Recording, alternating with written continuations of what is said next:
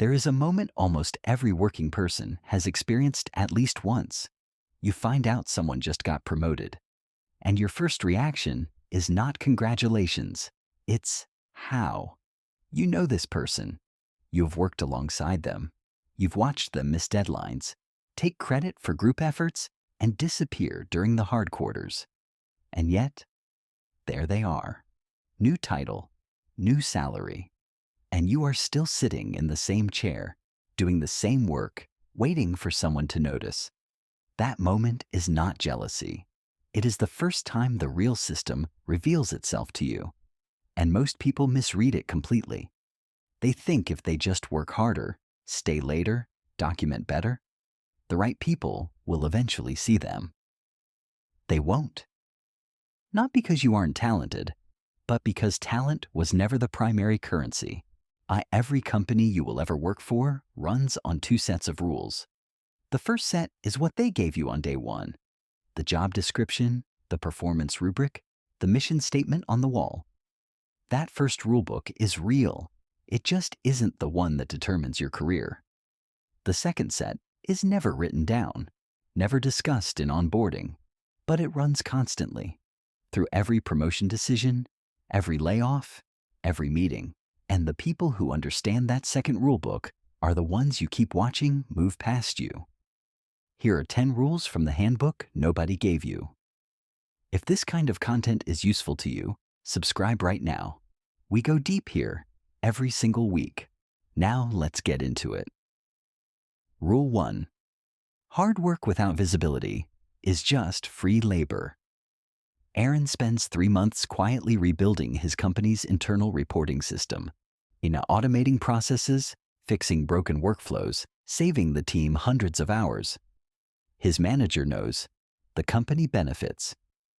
Aaron meets expectations on his review. Meanwhile, his colleague Ryan puts together a slide deck summarizing Q3 results and presents it to the executive team.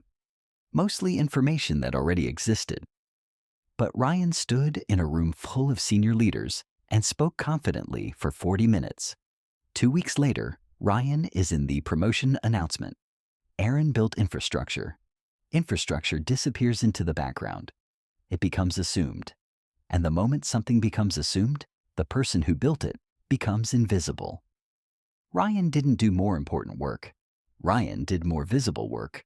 Work that landed in front of people with the authority to reward it. Your manager doesn't reward effort. Your manager rewards usefulness to their goals. If what you're building can't be seen by someone with the power to recognize it, you're not building a career. You're building someone else's foundation. Rule 2. Being the most reliable person on the team is a trap if you're not careful. In the beginning, being dependable feels like power. Your manager trusts you. Your colleagues rely on you. It feels like respect. Then the assignments shift.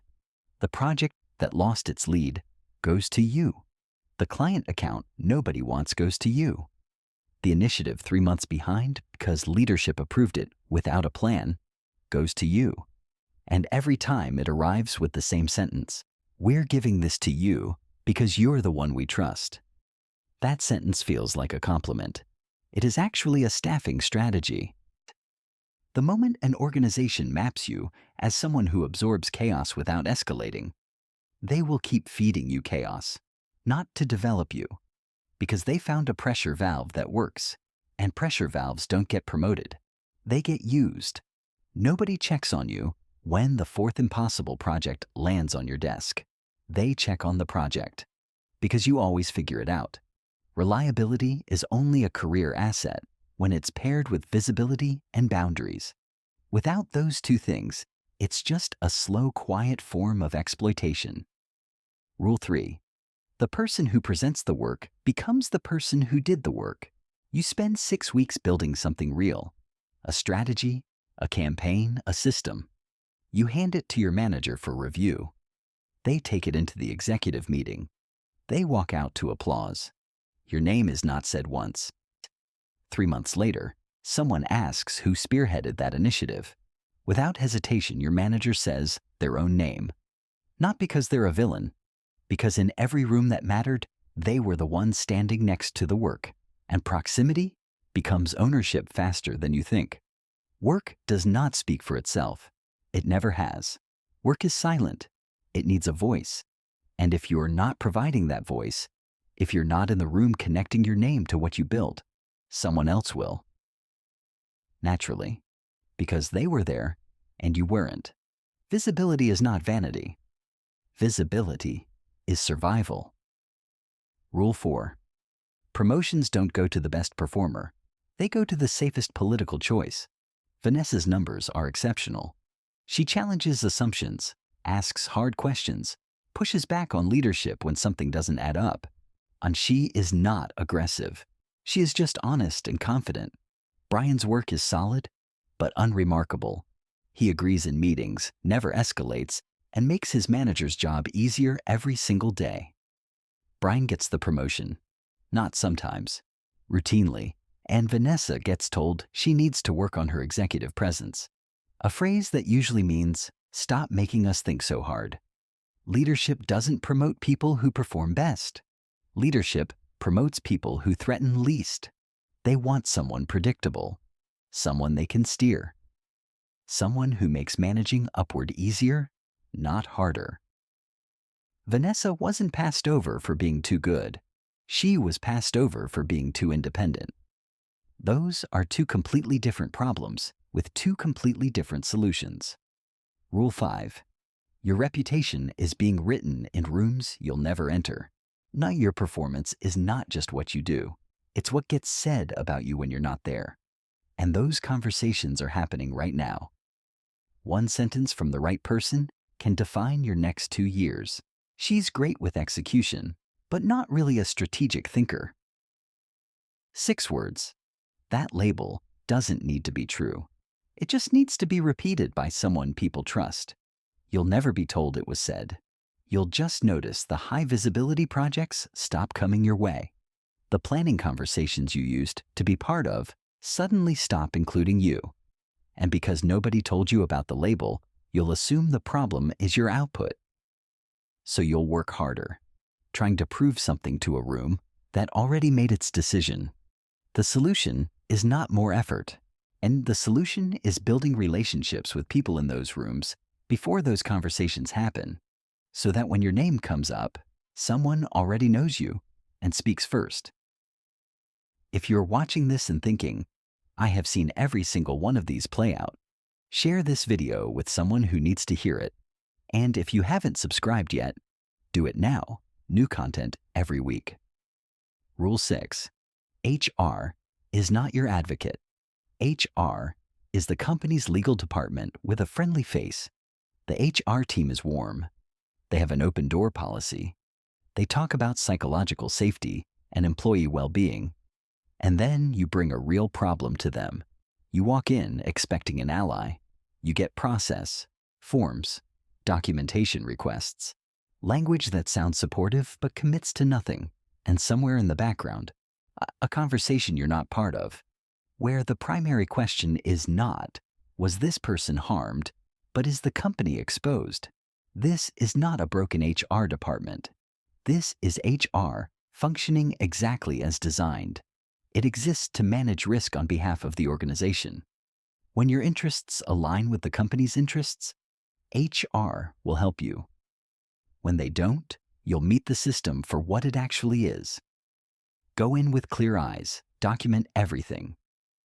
Know your rights, and never mistake warmth for protection. Rule 7. Being easy to manage will take you further than being right. A manager under sustained pressure has limited bandwidth. Every difficult conversation, every pushback, every problem that requires real engagement is a drain on that bandwidth. None the employee who challenges thoughtfully and requires honest answers is harder to manage, even when they're right. Even when their honesty saves the team from a bad decision. The employee who agrees, absorbs direction without friction, and never makes the morning harder is a relief. Even when they're less capable. Over time, the manager under pressure chooses relief. They don't do it consciously. They frame it as culture fit, as leadership potential, as alignment. But what's actually being measured is friction. This doesn't mean become a yes person. It means understand what's being evaluated so you can make conscious choices about when to push and when to flow. Because the people who do this well are genuinely rare, and they move very fast. Rule 8. A boundary that bends every time it's tested isn't a boundary. It's a suggestion. You told your manager you couldn't take on more this quarter. You were clear, professional, direct? They nodded. 2 days later, they forwarded you a new assignment. I know you're busy, but I think you can handle this one. And you handled it. Because you always handle it. Without a single conversation, the understanding is established. Your limit is not a limit. It's a starting point for negotiation. Boundaries in the workplace are not enforced through statements. They are enforced through behavior. If your actions consistently contradict what you say, people will follow your actions. Every time. The only boundary that holds is one that, when tested, actually holds. When there's a real consequence, the assignment goes somewhere else, something changes. People learn you meant it, and they stop testing it the same way. Rule 9. The moment you become hard to control, the system quietly reclassifies you. You've been performing well. You have the numbers, the track record. You start asking for what that track record earns.